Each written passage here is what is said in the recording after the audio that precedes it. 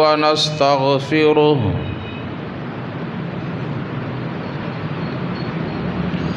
ونعوذ بالله من شرور أنفسنا ومن سيئات أعمالنا من يهده الله فلا مضل له ومن يضلله فلا هادي له وأشهد أن لا إله إلا الله وحده لا شريك له وأشهد أن محمدًا عبده ورسوله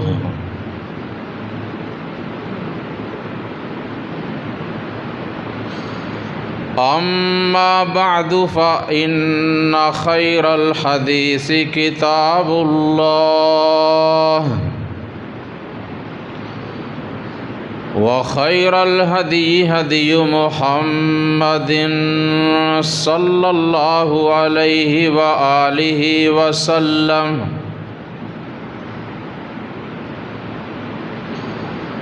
وشر الأمور محدثاتها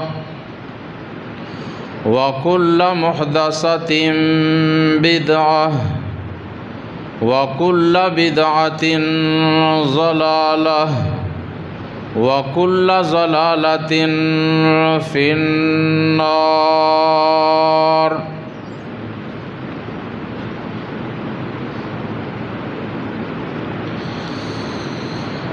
اللهم صل على محمد وعلى آل محمد كما صليت على إبراهيم وعلى آل إبراهيم إنك حميد مجيد. اللهم بارك على محمد وعلى آل محمد كما باركت على إبراهيم وعلى آل إبراهيم إنك حميد مجيد.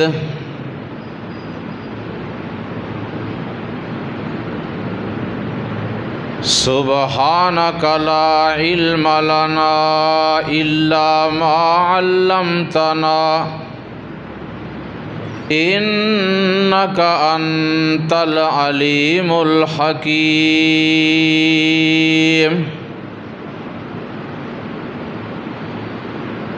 رب اشرح لي صدري ويسر لي أمري واحلل عقدة من لساني يفقه قولي. رب زدني علما. أما بعد فأعوذ بالله من الشيطان الرجيم.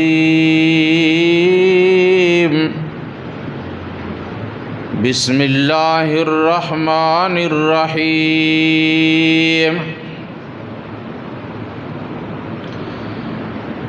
واذكر في الكتاب إسماعيل إنه كان صادق الوعد وكان رسولا نبيا وكان يأمر أهله بالصلاة والزكاة وكان عند ربه مرضيا.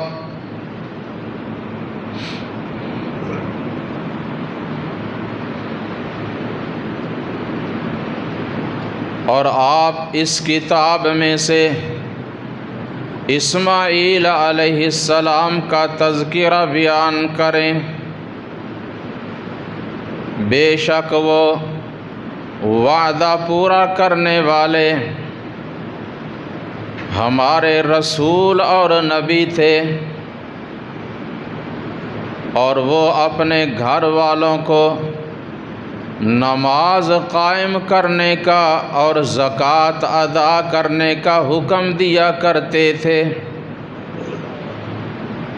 اور وہ اپنے رب کے بڑے ہی پسندیدہ بندے تھے۔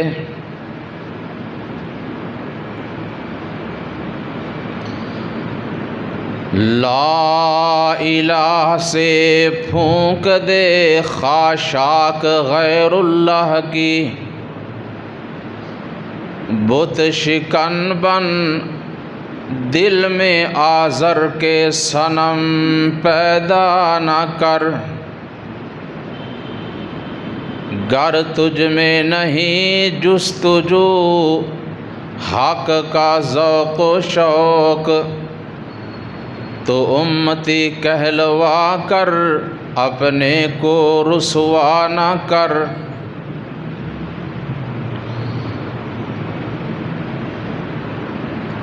تمام قسم کی حمد و ثنا اللہ احکم الحاکمین ارحم الراحمین رب العالمین کے لیے۔ بے شمار لا تعداد درود و سلام امام کائنات سید المرسلین خاتم النبیین رحمت للعالمین حضرت محمد مصطفیٰ احمد مجتبیٰ صلی اللہ علیہ وآلہ وسلم کی ذات اقدس و مقدس پہ۔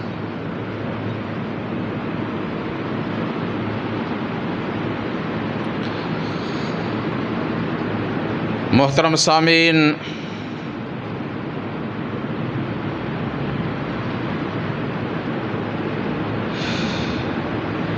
ماہ ذو الحج کے ان دنوں میں ہم مسلمان قربانی کے جانور خرید کر سیدنا ابراہیم اور سیدنا اسماعیل علیہ السلام کی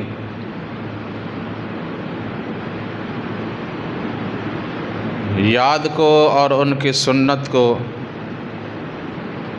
تازہ کرنے کے لیے تیاریاں کر رہے ہیں۔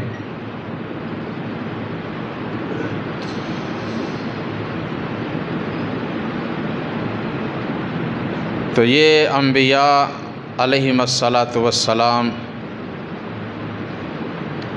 ہمیں عقائد میں، اعمال میں، نظریات میں بھی پوری طرح ان کی پیروی کرنے کی کوشش کرنی چاہیے، اس لیے کہ اللہ سبحانہ و تعالی نے قرآن کریم میں کئی جگہ بار بار اس بات کا ہمیں حکم دیا ہے کہ لوگوں، ملت ابراہیم، دین ابراہیم علیہ السلام کی پیروی کرو۔ اور ایک جگہ فرمایا کہ یقیناً ابراہیم علیہ السلام تمہارے لیے ایک بہترین خوبصورت نمونہ ہے۔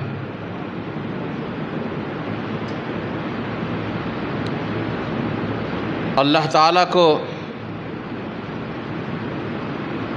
ان کی طرز زندگی اور ان کی بندگی بہت پسند آئی، اس لیے اس نے ان کی زندگی کو ہمارے لیے نمونہ قرار دیا۔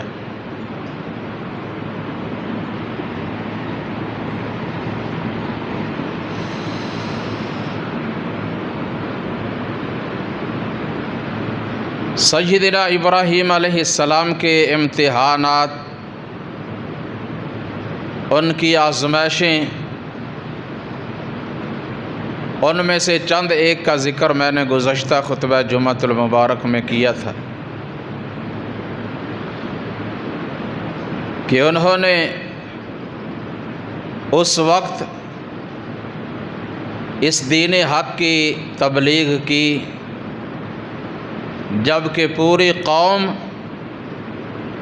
اور پورا اپنا خاندان بھی ان کے مخالف تھا، اور وقت کے حکمران ان کے سامنے بھی کلمہ حق بلند کیا، اور پھر موقع پا کر ان کے باطل معبودوں کو توڑا، اور پھر قوم نے انہیں جلانے کے لیے بہت بڑی آگ تیار کی، جسے دیکھ کر وہ گھبرائے نہیں بلکہ اپنے رب پہ توکل کرتے ہوئے اس میں بھی چلے گئے۔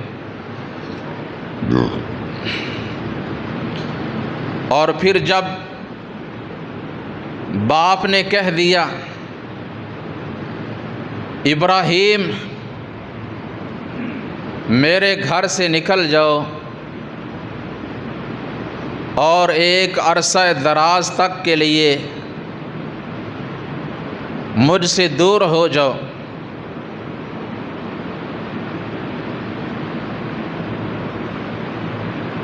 تو اس کی بھی پرواہ نہیں کی بلکہ اپنے رب پہ توکل کرتے ہوئے اپنا گھر، اپنا شہر، اپنا علاقہ اور اپنا خاندان چھوڑ کر دور دراز کے علاقہ میں آ گئے، یعنی فلسطین میں جہاں بیت المقدس ہے۔ تو اللہ سبحانہ و تعالی نے ان کی مدد بھی کی، رہنمائی بھی کی، رہنے کے لیے جگہ بھی دی، اور تمام ضروریات زندگی کا سامان فراہم کیا۔ یہ اس کا وعدہ ہے کہ جو اللہ کی راہ میں اپنا وطن چھوڑ دے تو اللہ تعالیٰ اس کے لیے زمین کو فراخ کر دیتے ہیں، اور اللہ تعالیٰ خود اس کے معاون اور مددگار بن جاتے ہیں۔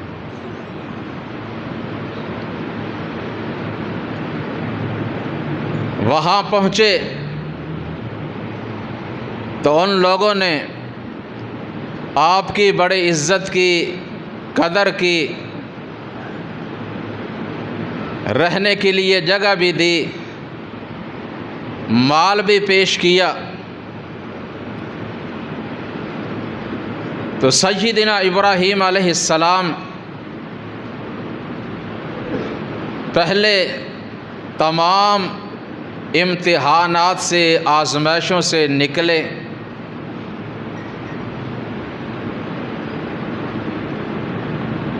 لیکن یہاں آ کر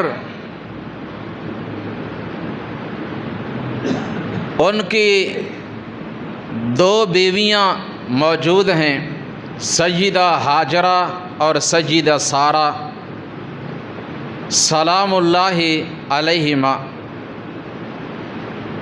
مگر ابراہیم علیہ السلام بے اولاد ہیں، اولاد نہیں، عمر 80 سال سے اوپر چلی گئی، تو اپنے رب کی بارگاہ میں اولاد کے لیے التجا کرتے ہیں، دعا کرتے ہیں۔ اللہ تعالیٰ نے ان کے دعائیہ کلمات کو بھی قرآن مجید میں درج فرمایا اور مسلمانوں کو یہ سبق دیا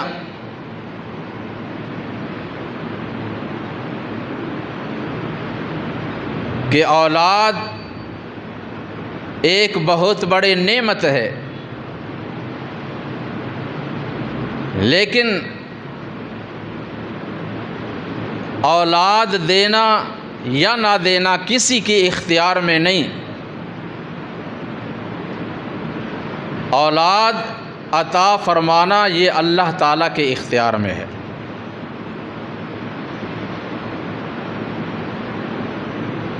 اور سبق یہ دیا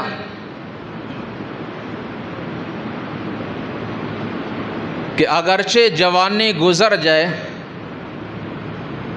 بڑھاپا بھی آ جائے، تو اپنے رب کا دروازہ چھوڑ کر کسی غیر کے دروازے پہ نہیں جانا۔ اولاد کے لیے بھی اگر پکارنا ہے تو کس کو؟ اللہ ہی کو۔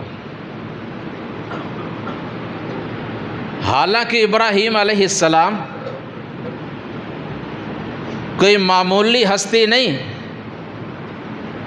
بڑی عظیم ہستی، اللہ تعالیٰ کے خلیل ہیں، جد انبیاء ہیں۔ ان کے بعد جتنے بھی نبی اور رسول آئے وہ سب کے سب ان کی اولاد میں سے ہیں، اور اللہ تعالیٰ نے بعد میں آنے والے تمام لوگوں کا ابراہیم علیہ السلام کو امام قرار دیا۔ لیکن اولاد سے محروم ہیں، اور پھر ازواج دونوں بیویاں وہ کوئی معمولی عورتیں نہیں،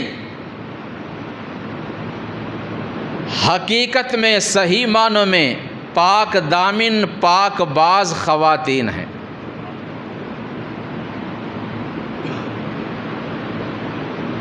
لیکن اللہ فرماتے ہیں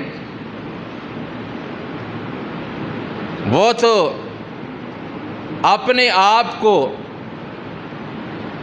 نہ خود صاحب اولاد بنا سکے اور نہ ہی انہوں نے اولاد کے لیے اللہ کے سوا کسی اور کو پکارا، حالانکہ ان سے پہلے بہت سے انبیاء اور رسول گزرے تھے۔ سیدنا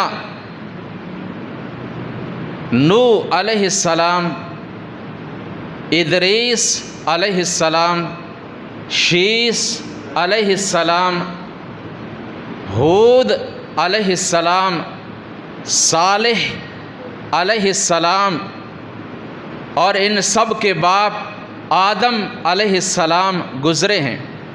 بڑے عظیم اور جلیل القدر ہستیاں، مگر ابراہیم علیہ السلام نے اولاد کے لیے ان میں سے کسی کو نہ پکارا اور نہ ہی اللہ سے دعا کرتے وقت ان میں سے کسی کا درمیان میں واسطہ یا وسیلہ ڈالا، بلا واسطہ پکارا تو اپنے رب کو، اولاد مانگی تو کس سے؟ اللہ سے۔ اللہ اکبر۔ فرمایا وقال انی ذاہب الی ربی سیہدین،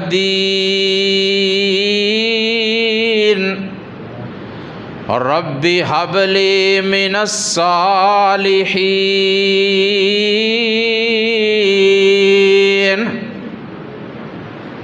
ابراہیم علیہ السلام دعا کرتے ہوئے کہتے ہیں اے میرے رب، مجھے صالحین میں سے ایک نیک بیٹا عطا فرما۔ اولاد کے لیے اپنے رب کو پکارا۔ کیوں پکارا؟ اس لیے فرمایا وَلِلَّهِ مُلْكُ السَّمَاوَاتِ وَالْأَرْضِ يَخْلُقُ مَا يَشَاءُ يَهَبُ لِمَن يَشَاءُ إِنَاثًا وَيَهَبُ لِمَن يَشَاءُ الذُّكُورَ أَوْ يُزَوِّجُهُمْ ذُكْرَانًا وَإِنَاثًا وَيَجْعَلُ مَن يَشَاءُ عَقِيمًا إِنَّهُ عَلِيمٌ قدیر۔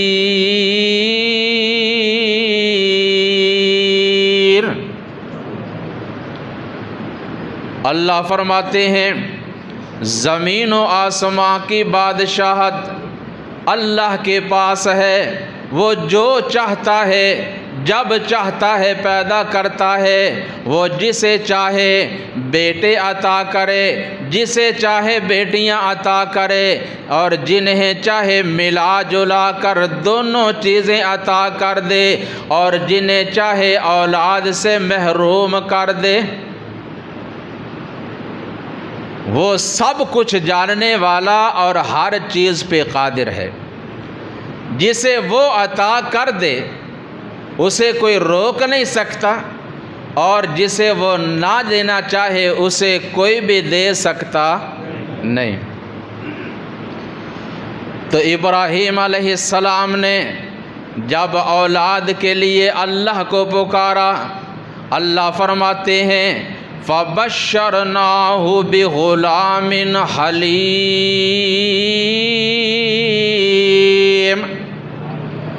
ہم نے ان کی دعا کو سنا، قبول کیا، اور ایک نیک حوصلے والے بردبار فرما بردار بیٹے کی بشارت دے دی۔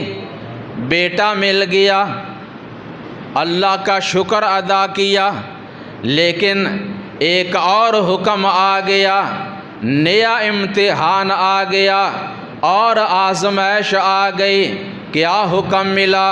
فرمایا ابراہیم علیہ السلام بیٹا مل تو گیا ہے، لیکن اب آپ نے اس بیٹے کو اور اس بیٹے کی ماں کو اپنے پاس نہیں رکھنا، بلکہ اپنے سے ان کو جدا کر دیں۔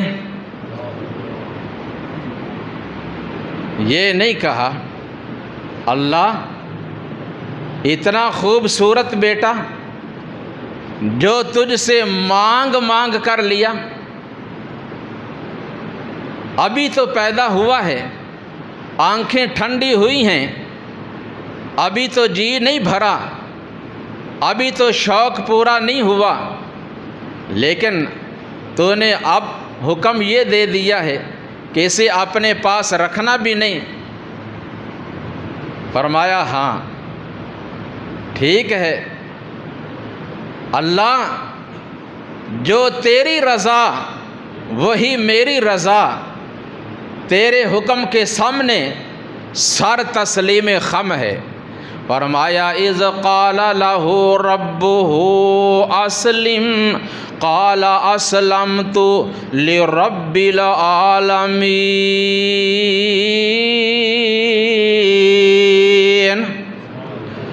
ابراہیم علیہ السلام وہ ہستی ہیں کہ جب بھی اس کے رب نے اسے کوئی حکم دیا، فرمایا کہ ابراہیم اس پہ عمل کرو، یہ کرو، اس کام کے لیے تیار ہو جاؤ۔ انہوں نے جواب میں کہا کہ اسلمت لرب العالمین، میں رب العالمین کا حکم ماننے کے لیے تیار ہو گیا۔ پہلے سے ہی تیار ہوتے تھے، کوئی انکار نہیں، کوئی تکرار نہیں۔ سواری پہ سوار ہوئے، اپنی بیوی اور لخت جگر کو اپنے پیچھے سوار کیا، اپنے ساتھ ایک پانی کا مشکیزہ اور کھجوروں کی تھیلی لی، سفر شروع کر دیا، منزل بمنزل سفر کرتے ہوئے اس جگہ پہ پہنچے جہاں پہ خانہ کعبہ کا نشان تھا۔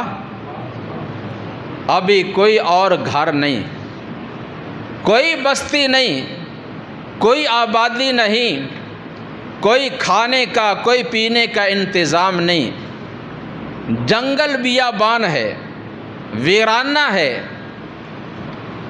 صرف خانہ کعبہ کا نشان باقی ہے۔ اللہ اکبر۔ وہاں پہ اترے، اپنی بیوی کو اور بیٹے کو وہاں بٹھایا، پانی کا مشکیزہ اور کھجوروں کی تھیلی ان کے حوالے کی اور واپس پلٹنے لگے۔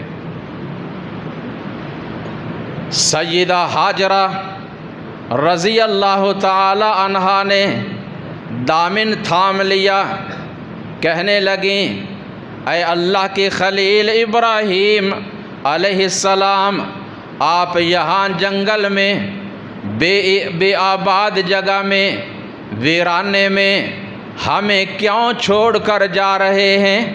ہماری غلطی کیا ہے؟ قصور کیا ہے؟ ابراہیم علیہ السلام خاموش ہیں، کوئی جواب نہیں دیا۔ پھر پوچھا، بار بار اپنے سوال کو دہرایا، جواب نہ ملا۔ بالآخر سمجھ گئیں اور کہنے لگیں ابراہیم علیہ السلام، اچھا یہ تو بتا دو، کیا ایسا کرنے کا، یہاں ہمیں چھوڑنے کا حکم آپ کو اللہ نے دیا ہے یا اپنی مرضی سے کر رہے ہیں؟ کیا اللہ نے یہ حکم دیا ہے؟ تو سر کا اشارہ کرتے ہوئے فرمایا نعم، ہاں اللہ کا حکم ہے۔ جب اللہ کا نام زباں پر آیا، اللہ کے نام کی آواز کان میں پڑی تو فوراً کہا ابراہیم علیہ السلام، اگر اللہ کا حکم ہے تو پھر آپ جائیں اور شوق سے جائیں، وہ اللہ ہمیں کبھی ضائع نہیں کرے گا، وہ اللہ ہماری خود حفاظت فرمائے گا، ہمارا بھی اسی پہ توکل ہے۔ اور اللہ فرماتے ہیں وَمَن يَتَّقِ اللَّهَ يَجْعَل لَّهُ مَخْرَجًا وَيَرْزُقْهُ مِنْ حَيْثُ لَا يَحْتَسِبُ وَمَن يَتَوَكَّلْ عَلَى اللَّهِ فَهُوَ حَسْبُهُ إِنَّ اللَّهَ بَالِغُ أَمْرِهِ قد جعل اللہ لکل شیء قدرا۔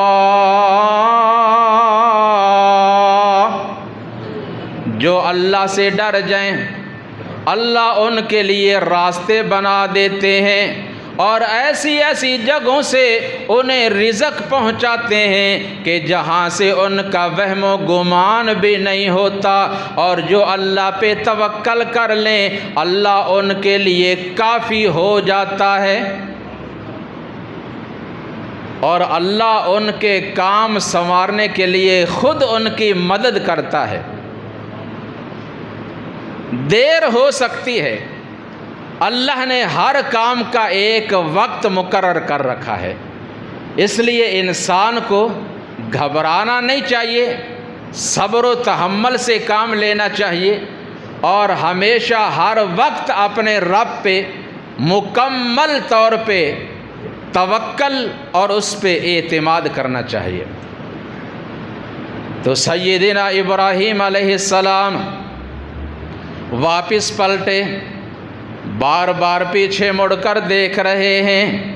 جب ایسی جگہ پہ پہنچے کہ جب اسماعیل علیہ السلام اور ان کی والدہ ہاجرہ آنکھوں سے اوجھل ہو گئے۔ ایک ٹیلے پہ کھڑے ہو کر انہوں نے چند دعائیں کیں، اللہ تعالیٰ کو وہ دعائیں بھی بڑی پسند آئیں کہ اللہ تعالیٰ نے ابراہیم علیہ السلام کی دعاؤں کو بھی قرآن بنا دیا۔ اور جتنی بھی دعائیں کی، جو بھی دعائیں کی، اللہ تعالیٰ نے ان کی تمام دعاؤں کو شرف قبولیت عطا فرمایا۔ فرمایا وَإِذْ قَالَ إِبْرَاهِيمُ رَبِّ اجْعَلْ هَٰذَا الْبَلَدَ آمِنًا وَاجْنُبْنِي وَبَنِيَّ أَن نَّعْبُدَ الْأَصْنَامَ رب إنهن أضللن كثيرا من الناس فمن تبعني فإنه مني ومن عصاني فإنك غفور رحيم ربنا إني أسكنت من ذريتي بواد غير ذي زرع عند بيتك المحرم ربنا ليقيموا الصلاة فاجعل أفئدة من الناس تهوي إليهم وارزقهم من الثمرات لعلهم يشكرون۔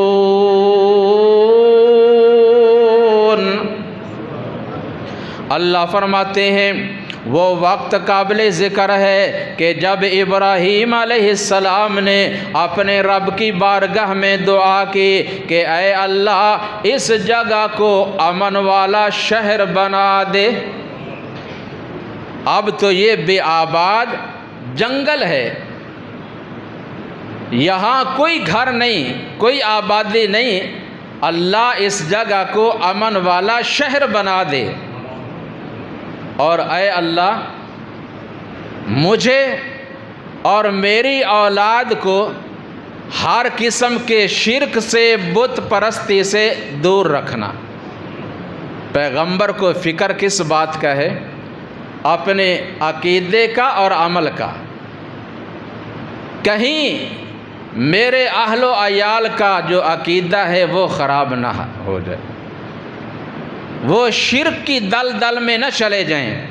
اللہ ان کو بت پرستی سے اور ہر قسم کے شرک سے پاک صاف رکھنا۔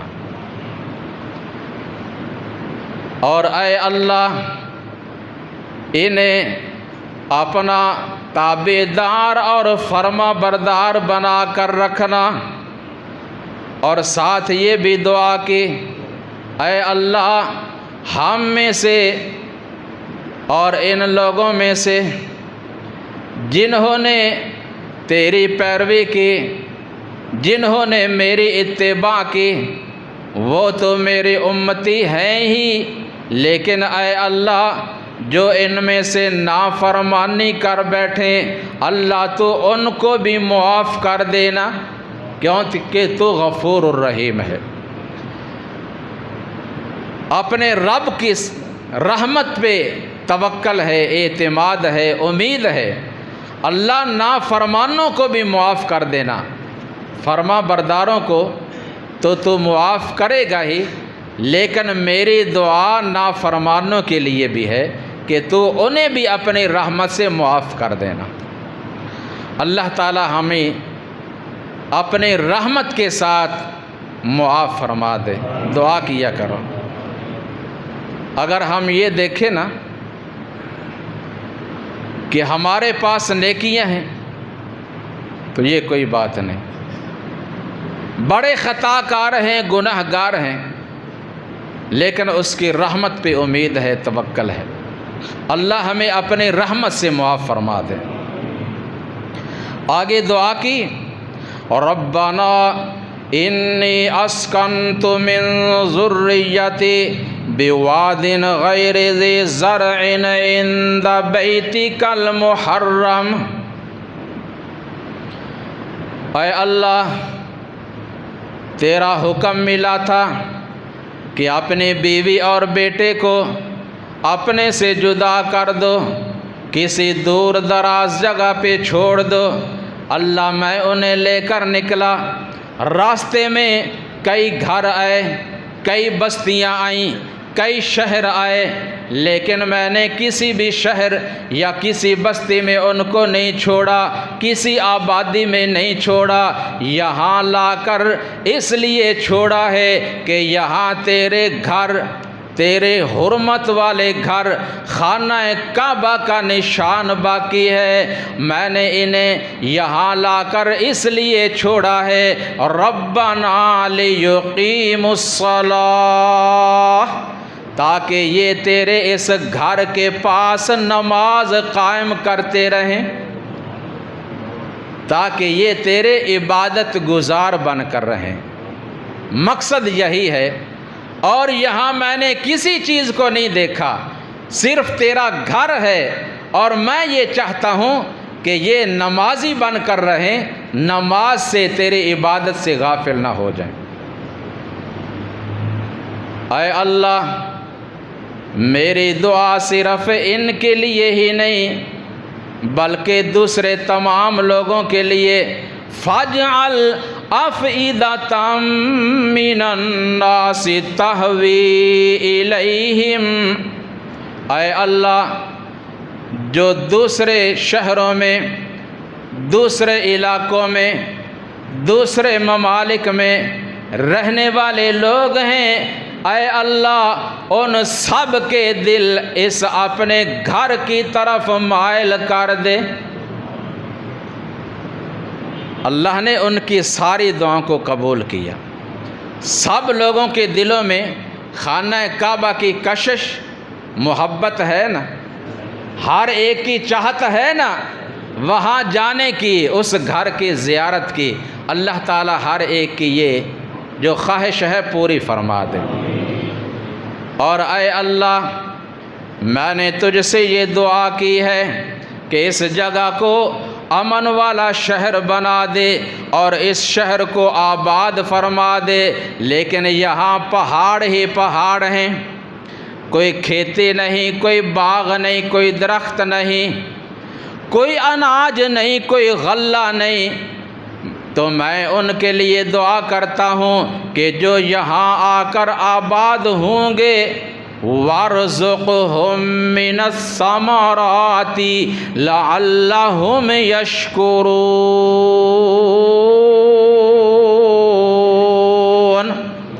اے اللہ انہیں تمام قسم کے پھلوں کا رزق عطا کرنا تاکہ وہ تیرے شکر گزار بندے بن کر رہیں۔ اللہ نے اس دعا کو بھی قبول کیا۔ وہاں جو آباد لوگ ہیں مکہ المکرمہ میں، کسی پھل کا موسم ہو یا نہ ہو، ہر وقت ہر موسم کا پھل وہاں پہ موجود ہے۔ یہ سیدنا ابراہیم علیہ السلام کی دعا کا نتیجہ ہے۔ شہر بھی بن گیا، آبادی بھی ہو گئی، اور ان کو رزق بھی اللہ نے مہیا کر دیا۔ جتنی بھی دعائیں کی اللہ تعالیٰ نے انہیں شرف قبولیت بخشا۔ اور ان دعاؤں کا ترجمہ کسی نے اس طرح بھی کیا کہ سحر کے وقت ابراہیم علیہ السلام نے یہ دعا مانگی،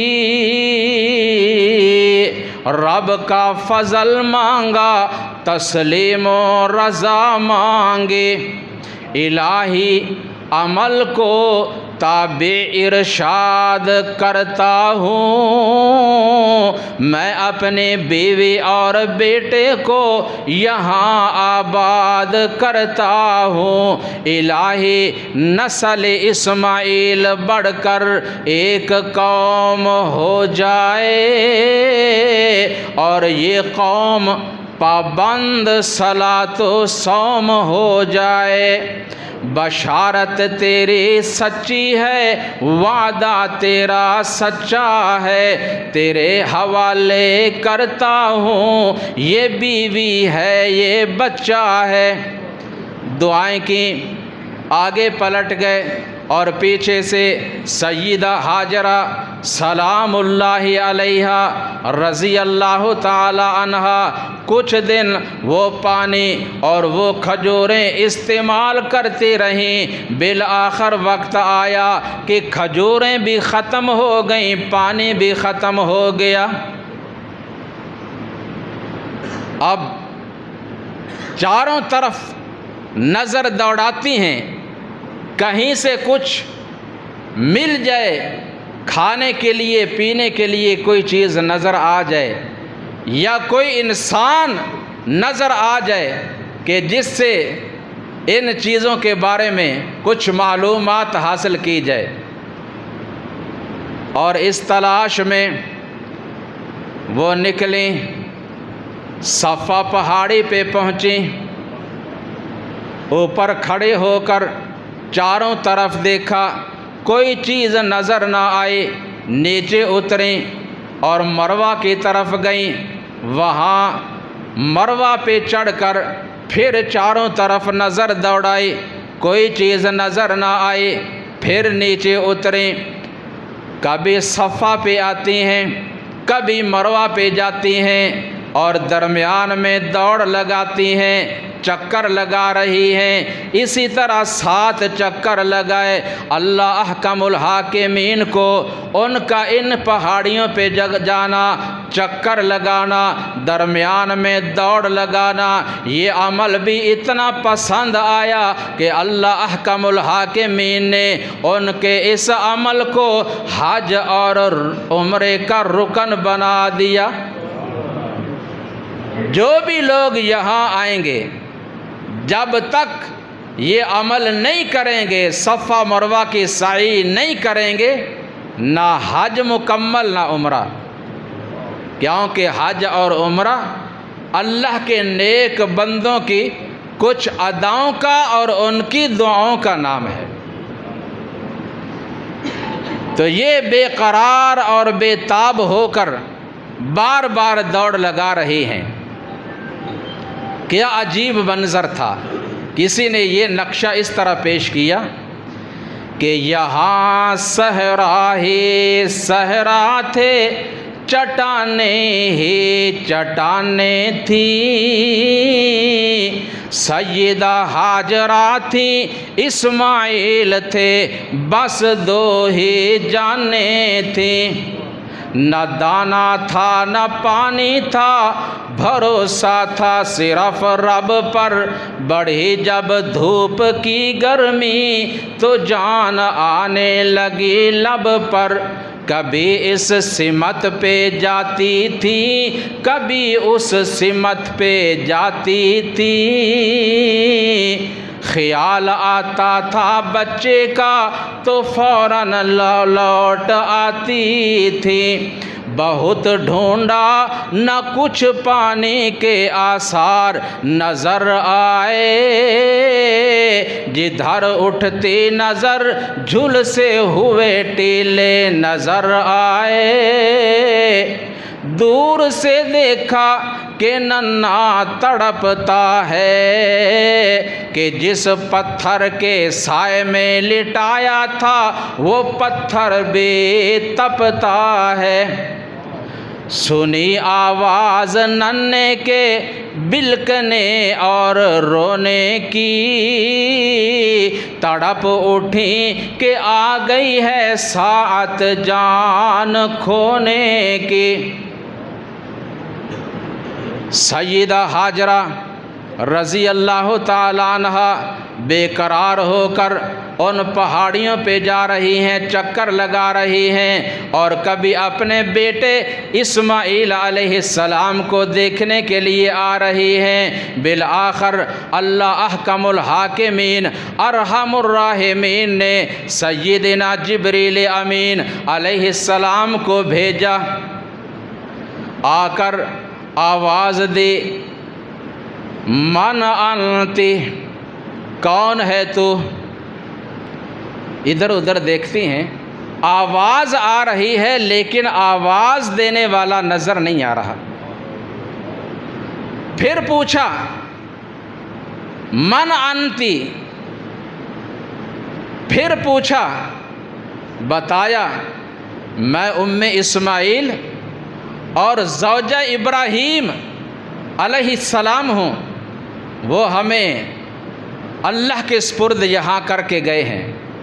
کہا اگر وہ تمہیں اللہ کے حوالے کر کے گئے ہیں تو اللہ تعالیٰ نے تمہاری پریشانی کو دور کر دیا ہے اور تمہاری مشکل کو حل فرما دیا ہے۔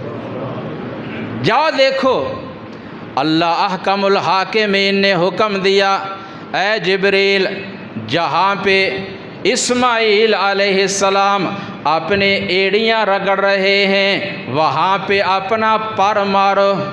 جب پر مارا اللہ کے حکم سے تو اللہ کے حکم سے ایک ٹھنڈے اور میٹھے پانی کا چشمہ جاری ہو گیا۔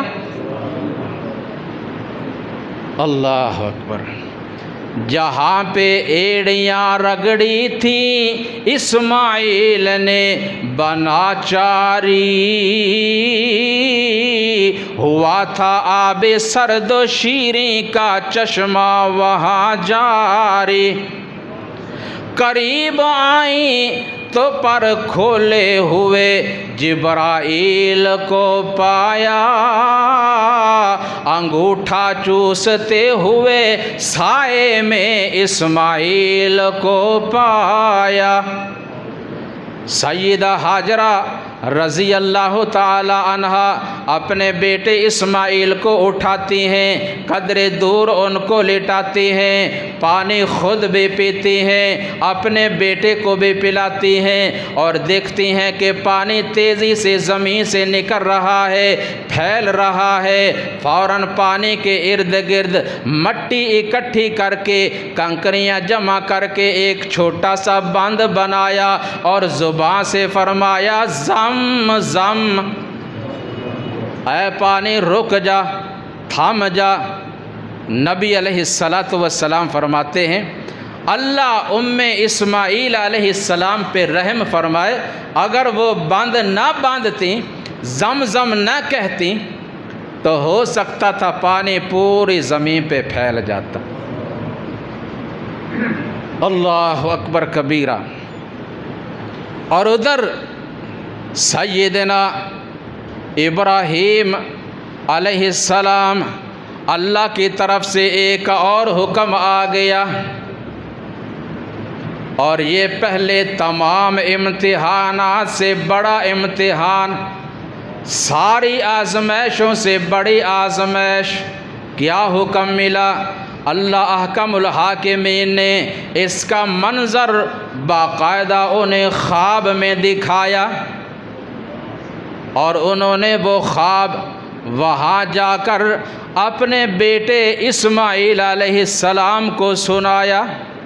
اور اس وقت جب اسماعیل علیہ السلام سن بلوغت کو پہنچ چکے ہیں، جوانی کے قریب ہیں، اور آپ جانتے ہیں کہ اس عمر میں والدین کو امید لگتی ہے کہ یہ ہمارا بیٹا ہماری زندگی کا سہارا بنے گا، اس سے ہم دنیاوی فائدے حاصل کریں گے، ہمارے لیے آسانیاں ہو جائیں گے۔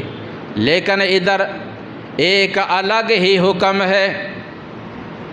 فرمایا فَلَمَّا بَلَغَ مَعَهُ السَّعْيَ قَالَ يَا بُنَيَّ إِنِّي أَرَىٰ فِي الْمَنَامِ أَنِّي أَذْبَحُكَ فَانظُرْ مَاذَا تَرَىٰ قَالَ يَا أَبَتِ افْعَلْ مَا تُؤْمَرُ سَتَجِدُنِي إِن شَاءَ اللَّهُ مِنَ الصَّابِرِينَ۔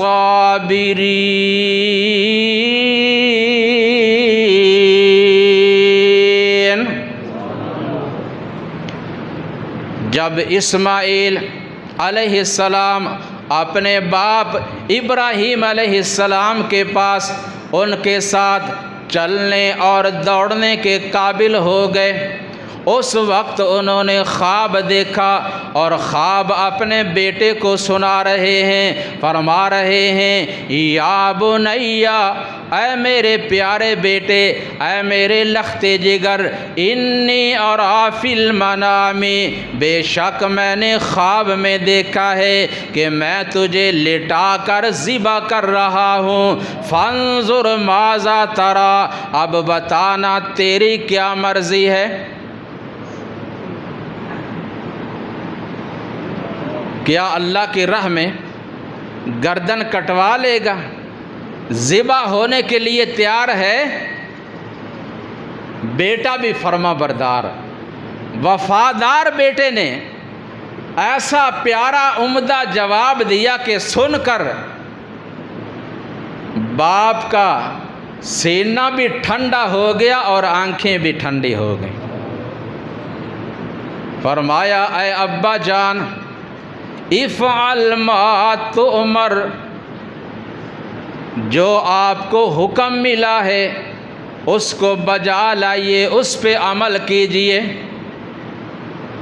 کیونکہ وہ جانتے تھے، سمجھتے تھے کہ نبی کا خواب عام آدمی کا خواب نہیں ہوتا، بلکہ وہ اللہ کا حکم ہوتا ہے۔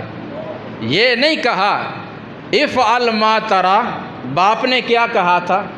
اذبحک فانظر ماذا تری، میں نے خواب میں دیکھا ہے کہ تجھے ذبح کر رہا ہوں، اب تو بتا کیا ہونا چاہیے۔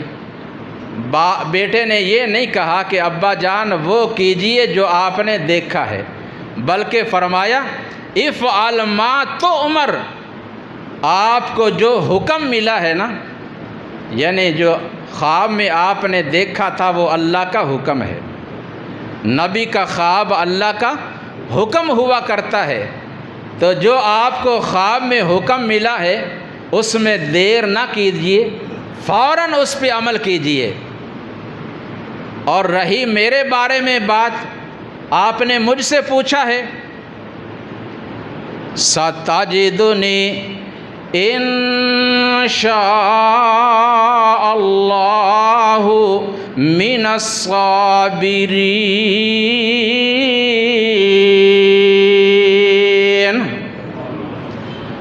اگر اللہ نے چاہا تو آپ مجھے صبر کرنے والوں میں سے پائیں گے،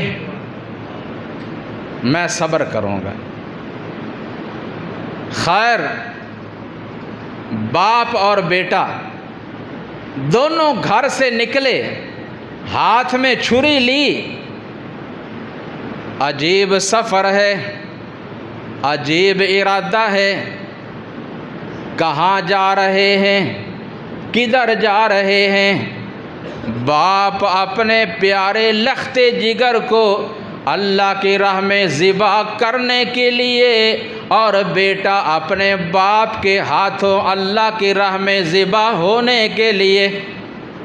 کبھی چشم فلک نے یہ نظارہ نہیں دیکھا، کبھی کسی نے یہ سفر نہیں دیکھا، لیکن ابلیس شیطان جو انسان کے ایمان کا ازلی دشمن ہے، اس کو یہ عمل پسند نہ آیا۔ اب اس نے پورا زور لگا کر انہیں اس راہ سے ہٹانے کی کوشش کی۔ ایک دفعہ آیا، آ کر کہنے لگا ابراہیم علیہ السلام، بھلا کبھی باپ نے بیٹے کو ذبح بھی کیا ہے؟ یہ اکلوتا بیٹا تیرا جو تو نے بڑھاپے میں اللہ سے دعائیں کر کر کے لیا، ابھی تو یہ جوان ہونے والا ہے اور تیری زندگی کا ساتھی ہم سفر بننے والا ہے، تیرا سہارا بنے گا، تو اس کو ذبح کرے گا؟ اللہ کو راضی کرنے کے لیے اور بڑے طریقے ہیں، کوئی اور عمل اللہ کی راہ میں پیش کر دو۔ سمجھ گئے یہ ابلیس شیطان ہے، مجھے اپنے رب کا نافرمان بنانا چاہتا ہے۔ زمین سے 7 کنکریاں اٹھائیں اور اس کی طرف پھینک دیں ایک ایک کر کے، آگے جا کر پھر یہی کیا، پھر یہی کیا، اللہ تعالیٰ کو ابراہیم علیہ السلام کا یہ عمل بھی اتنا پسند آیا کہ اللہ سبحانہ و تعالیٰ نے اسے حج کا رکن بنا دیا، جنہیں کہتے ہیں رمی جمرات۔ ان تینوں جگہ پہ جہاں پہ ابلیس آیا تھا نا، جمرات کے نشان بنا دیے گئے ہیں، اور حاجی لوگ وہاں کنکریاں مارتے ہیں اور اللہ تعالیٰ سے اجر حاصل کرتے ہیں۔ تو خیر آگے پہنچے، اللہ فرماتے ہیں فَلَمَّا أَسْلَمَا، جب دونوں باپ اور بیٹے ہمارے حکم کو تسلیم کرنے والے ہو گئے، انہوں نے ہمارا حکم بالکل تسلیم کر لیا اور عملی نقشہ دکھا دیا۔ باپ نے بیٹے کو پیشانی کے بل لٹا دیا۔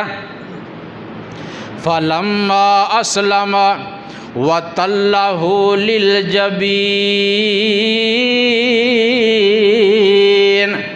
باپ نے بیٹے کو پیشانی کے بل لٹا دیا۔ وَنَادَيْنَاهُ أَن يَا إِبْرَاهِيمُ، اور ہم نے انہیں آواز دی، ان کو پکارا کہ اے ابراہیم علیہ السلام، قد صدقت الرؤیا انا کذالک نجزی المحسنین،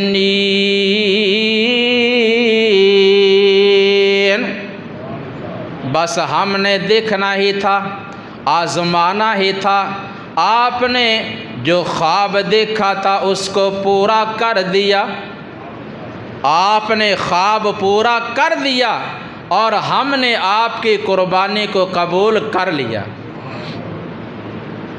ہوئے تیار دونوں باپ اور بیٹا،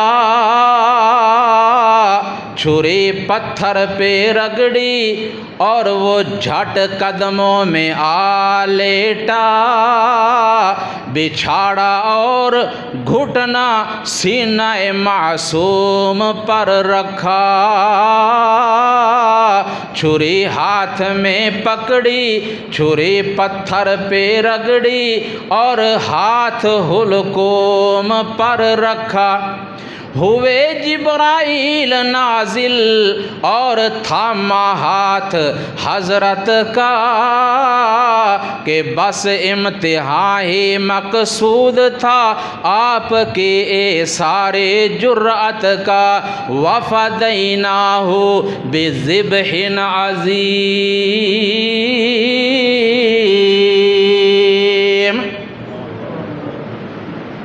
ابراہیم علیہ السلام چھری چلا رہے ہیں، نیچے اسماعیل کی گردن تھی، لیکن ہم نے فوراً ایک دمبا بھیج دیا، اسماعیل کو نیچے سے نکال لیا اور دمبے کی گردن کو نیچے کر دیا، چھری اس کی گردن پہ چل گئی۔ ابراہیم علیہ السلام دیکھتے ہیں، گھبرا جاتے ہیں، پریشان ہو جاتے ہیں، یہ کیا معاملہ بن گیا؟ بیٹا اسماعیل زندہ صحیح سلامت الگ کھڑے ہیں اور ان کی جگہ پہ دمبا ذبح ہوا پڑا ہے۔